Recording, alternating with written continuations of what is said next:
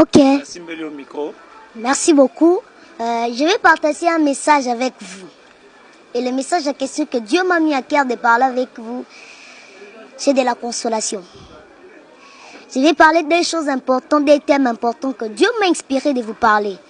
Et la première d'abord, je vais commencer par la consolation. Ne vous inquiétez pas, la Bible déclare ceci dans les livres de Marc. La Bible déclare qu'il y avait une femme de perte de sang.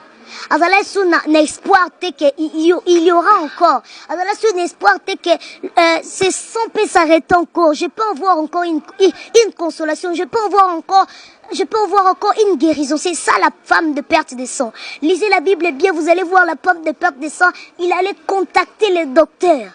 Mais rien n'est changé. Lorsqu'il a contacté Jésus, il a vu une consolation nouvelle.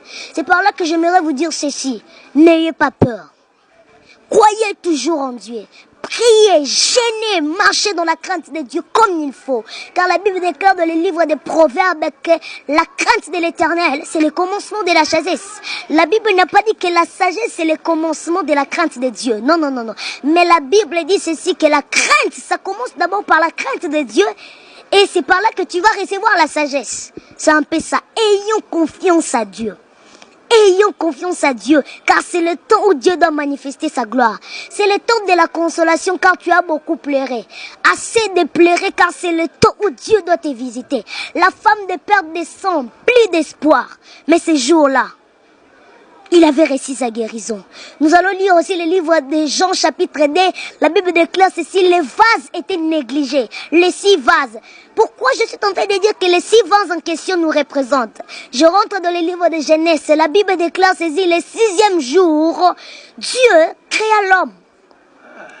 Les 6 vases étaient dehors. Il ne croyait plus qu'il y aura des espoirs que je peux entrer encore dans la fête.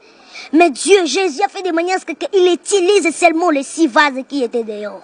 Prenons l'exemple de Mephibosheth. Mephibosheth, plus d'espoir, boité. Il ne pouvait plus croire que je veux manger dans la table du roi. Mais la Bible déclare à un moment donné, Dieu a rappelé à David qu'il y a un Mephibosheth que tu dois manger avec lui. C'est-à-dire que c'est le temps de la consolation, mon frère. Toi qui me suis, tu as des problèmes, appelle-nous dans le numéro qui est affiché. On va prier pour toi. Car c'est le temps où Dieu doit consoler ta vie. Alléluia. Mais Mephibosheth est dehors. Il ne pouvait plus croire qu'il y aura encore des espoirs. Car la loi disait ceci. Quelqu'un qui est aveugle, qui ne marche pas, il doit être là-bas dehors. Il ne peut pas manger avec le roi. Il ne peut pas entrer dans la fête du roi. Mais la Bible déclare ces jours-là. Il a mangé avec David. David, le roi, il a mangé avec lui. Le temps de la consolation est venu. Il ne faut plus avoir peur. Et le deuxième thème que j'aimerais parler avec vous, c'est la prière. C'est ça. Lorsque tu es dans la consolation, il faut avoir 2 choses importantes. La vie des prières. 1 Thessaloniciens chapitre 5 verset 17. La Bible déclare ceci, prier sans cesse. C'est ça. Et la Bible nous présente encore quelque chose que nous pouvons marcher avec eux, c'est la foi. La foi est une ferme assurance de choses qu'on espère, mais une démonstration d'une chose qu'on ne voit même pas. La foi est un petit mot, mais ça peut faire sortir beaucoup de choses. Lorsque tu es dans la consolation, 2 choses importantes, la vie des prières et la foi. C'est ça, les 2 choses importantes. C'est ça, les 2 choses importantes. Dès Samuel 24-25 nous dit ceci.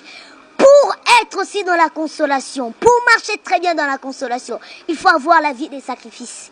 Je ne te demande pas de venir me donner ta dîme. Si tu as un pasteur là et tu vois le fruit de l'esprit en lui, et si tu ne vois pas à ton pasteur les œuvres de la chair qui sont manifestées dans les livres de Galates 5, mais si tu vois le fruit de l'esprit, donne-lui ta dîme.